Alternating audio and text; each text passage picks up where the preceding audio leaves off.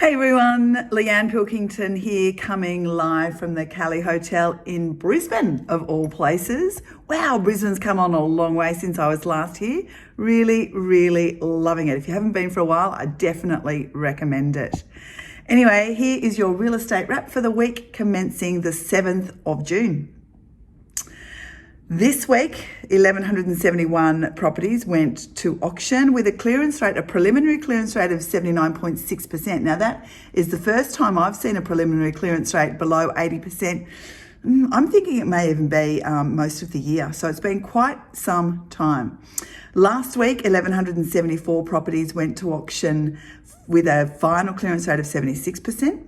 Same weekend last year, 398 properties went for auction. Now in Melbourne, they're still doing okay despite that lockdown. 1,246 properties last week for a 71% clearance rate, 1,098 for a 67.3 prelim clearance rate so far. Many of the properties in Melbourne, as you would imagine, sold prior to auction. Interestingly, we have seen the highest rate of lending to our investors in the last 4 years of more than $8 billion.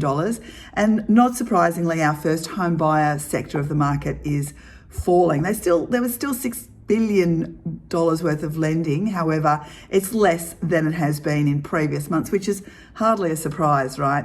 The demand was brought forward with all of those incentives the government offered during the pandemic.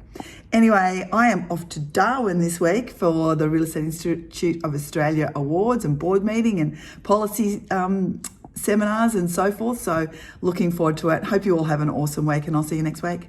Bye.